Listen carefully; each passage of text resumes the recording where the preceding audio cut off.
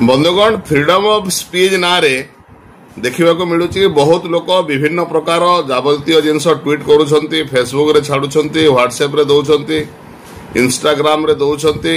Social media रे दौरान किंतु एबे सुप्रीम कोर्ट कर एक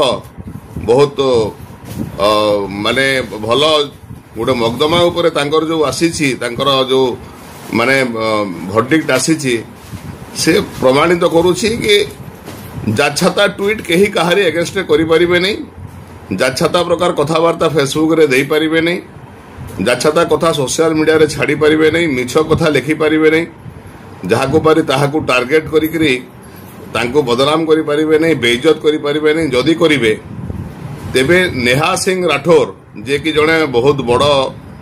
फोक सिंगर तांकर भलिया अवस्था से भोगिबे तांकर विरुद्ध रे क्रिमिनल एक्शन हबो।